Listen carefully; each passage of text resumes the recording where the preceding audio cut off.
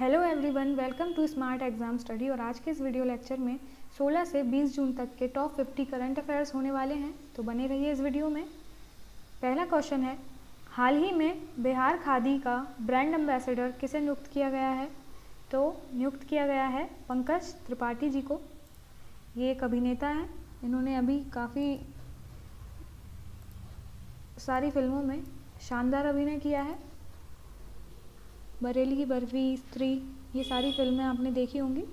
पंकज त्रिपाठी ने उसमें काफ़ी अहम किरदार निभाए हैं। अगला क्वेश्चन है, प्रकृति सूचकांक 2020 में शामिल 30 भारतीय संस्थानों में प्रथम स्थान पर कौन है? तो प्रथम स्थान पर है CSIR। CSIR का फुल फॉर्म होता है council of scientific and industrial research. अगला क्वेश्चन, इसरो ने किस कक्षा तक के स्कूली छात्रों के लिए इसरो साइबर स्पेस प्रतियोगिता शुरू की है? तो ये होगी फर्स्ट क्लास से लेकर 12th क्लास तक के स्टूडेंट्स के लिए इसरो साइबर स्पेस प्रतियोगिता या इसरो साइबर स्पेस कंपटीशन। अगला क्वेश्चन, हाल ही में UTI म्यूचुअल फंड के CEO कौन बने हैं? तो बने हैं इम्तियाज़ुर रहमान। याद रखिएगा, इम्पोर्टेंट है। नेक्स्ट क्वेश्चन, प्रत्येक वर्ष फैमिली रेमिटेंस का अंतर्राष्ट्रीय दिवस कब मनाया जाता है? इसको बोलते हैं इंटरनेशनल फैमिली रेमिटेंस डे। 16 जून को मनाया जाता है। इसकी थीम भी याद रखिएगा, यहाँ पर थीम नहीं लिखी गई है। थीम है इसकी building resilience in the time of crisis. अगला क्वेश्चन, किस बैंक ने सैलरी खाता ग्राहकों के लिए इंस्टा फ्लेक्सी कैश सुविधा शुरू की है? तो ICICI बैंक ने शुरू की है। याद रखिएगा, इम्पॉर्टेंट है। भारत ने 12 देशों के साथ मिलकर कोविड-19 के बारे में सही जानकारी के लिए UN में किस पहल का नेतृत्व किया है? तो UN में जो पहल का नेतृत्व किया है उसका नाम है सत्यापित। नेक्स्ट क्वेश्चन, रोगाणुनाशक डिवाइस जर्मीबैन को हाल ही में किसने लॉन्च किया है? तो किशन रेड्डी ने लॉन्च किया है। किशन रेड्डी मंत्री हैं, minister of home affairs state के स्टेट मिनिस्टर हैं ये, तो याद रखिएगा इसको भी। नासा ने पहली बार किस महिला को स्पेस फ्लाइट का प्रमुख नामित किया है? तो कैथी ल्यूडर्स को किया है। इम्पॉर्टेंट है काफ़ी कि पहली बार किसी स्पेस फ्लाइट को कोई महिला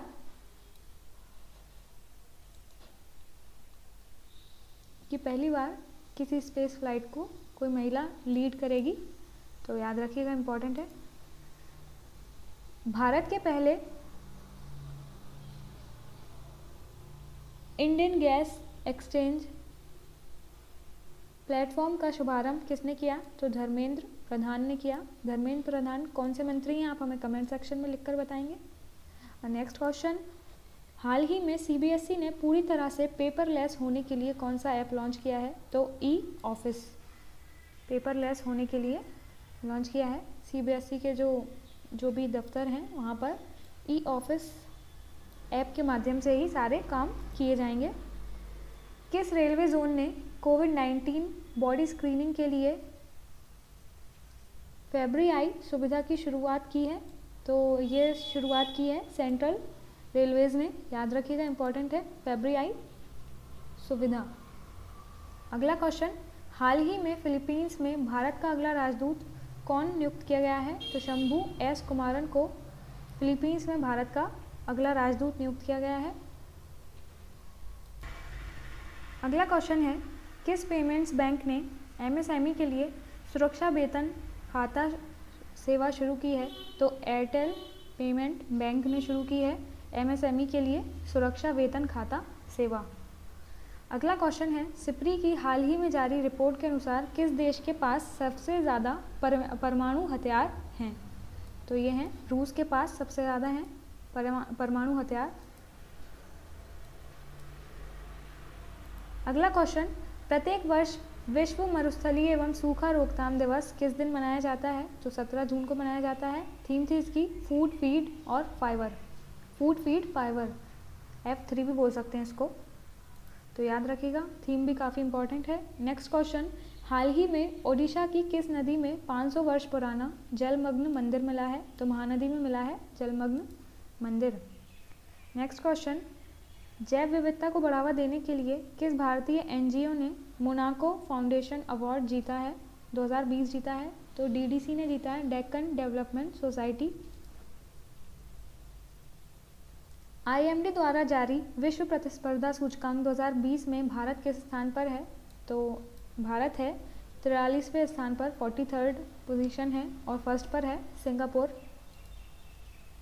अगला क्वेश्चन, किस राज्य सरकार ने आईटी पेशेवरों के लिए, अगला क्वेश्चन है, किस राज्य सरकार ने आईटी पेशेवरों के लिए कर्मो भूमि नामक नौकरी पोर्टल लॉन्च किया है? तो पश्चिम बंगाल ने किया है। किस देश को global partnership on artificial intelligence में संपादक सदस्यता हासिल हो गई है? तो इंडिया को हो गई है इसमें संपादक सदस्यता। तो काफ़ी ज़्यादा इम्पोर्टेंट क्वेश्चन बन जाता है ये। हाल ही में अमेरिकी सैन्य अकादमी से स्नातक की उपाधि प्राप्त करने वाली पहली सिख महिला कौन बनी है? तो अनमोल नारंग बनी है। ये भी आप याद रखिएगा, काफ़ी इम्पोर्टेंट है। किस राज्य में मानसून के आगमन पर विशेष महोत्सव राज पर्व मनाया जाता है? तो ओडिशा में मनाया जाता है। हाल ही में अंकटाड द्वारा जारी विश्व निवेश रिपोर्ट 2020 के अनुसार 2019 में भारत का कुल एफडीआई कितना रहा? तो भारत का कुल एफडीआई रहा, फॉरेन डायरेक्ट इन्वेस्टमेंट बोलते हैं इसको, एफडीआई को, $51 बिलियन का। हाल ही में बीसीसीआई के लोकपाल जस्टिस डीके जैन का कार्यकाल कितने वर्षों के लिए बढ़ा दिया गया है? तो ये बढ़ाया गया है 1 वर्ष के लिए। तो याद रखिएगा, इम्पोर्टेंट है। खेल मंत्रालय द्वारा खेलो India state centre of excellence पहले चरण में कितने राज्यों में स्थापित किए जाएंगे? तो ये बनेंगे 8 राज्यों में। हाल ही में किस संस्था के वैज्ञानिकों ने पदार्थ की 5वीं अवस्था बोस आइंस्टीन कंडेंसेट को प्रयोगशाला में तैयार किया है? तो नासा ने तैयार किया है। नासा के वैज्ञानिकों ने पदार्थ की 5वीं अवस्था, 4थी अवस्था तक हम पहुंच चुके हैं, 5वीं अवस्था को भी प्रयोगशाला में बनाया गया है। इसका नाम है बोस आइंस्टीन कंडेंसेट, याद रखिएगा इसको। हाल ही में मनरेगा के तहत सबसे ज़्यादा रोजगार देने वाला राज्य कौन बना है? तो उत्तर प्रदेश बना है। ये आंकड़े चेंज होते रहते हैं तो आप इसको अपडेट करते रहिएगा। 2022 में होने वाले चौथे एशियाई युवा पैरा गेम्स की मेज़बानी कौन सा देश करेगा? तो बहरीन करेगा। 18 जून को किस राज्य सरकार ने मास्क दिवस के रूप में मनाया? तो कर्नाटक ने मनाया है 18 जून को मास्क दिवस के रूप में। तो काफ़ी इंपॉर्टेंट क्वेश्चन है। अगला क्वेश्चन, किस राज्य सरकार ने शहीदों के परिवारों को 50 लाख की आर्थिक सहायता देने का निर्णय लिया है? तो आर्थिक सहायता मिलेगी यूपी के द्वारा 50 लाख रुपए की शहीदों के परिवारों को। तो याद रखिएगा। किस संस्था ने पवित्र पति नामक बायोडिग्रेडेबल फेस मास्क बनाया है? तो डीएट ने बनाया है। डीएट का फुल फॉर्म है defence institute of advanced technology. तो बायोडिग्रेडेबल का मतलब होता है जैविक रूप से ये नष्ट होने वाला। तो पर्यावरण को इससे काफ़ी कम हानि होगी। तो इस मास्क का उपयोग जब इस मास्क के माध्यम से जो एनवायरनमेंट है उसमें पॉल्यूशन काफ़ी कम होगा, याद रखिएगा, इम्पॉर्टेंट है। हाल ही में किस अर्थशास्त्री को जर्मनी के प्रतिष्ठित शांति पुरस्कार से सम्मानित किया गया है? तो काफ़ी इंपॉर्टेंट क्वेश्चन है ये। अमर्त्य सेन को किया गया है, ये अर्थशास्त्री हैं। किस शहर में एयरवेंटी नामक मोबाइल ऐप लॉन्च किया गया है? तो मुंबई में लॉन्च किया गया है एयरवेंटी ऐप। अगला क्वेश्चन, प्रतिवर्ष विश्व मगरमच्छ दिवस किस दिन मनाया जाता है? तो 17 जून को मनाया जाता है।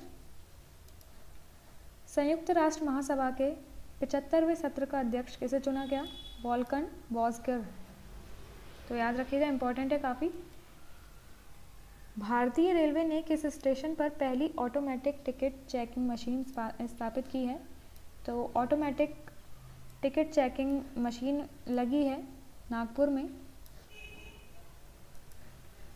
केंद्र सरकार ने किसानों से कितने लाख टन गेहूं खरीदने का नया रिकॉर्ड बनाया है? तो 382 लाख टन गेहूं खरीदा है केंद्र सरकार ने, तो ये अपने आप में एक रिकॉर्ड है।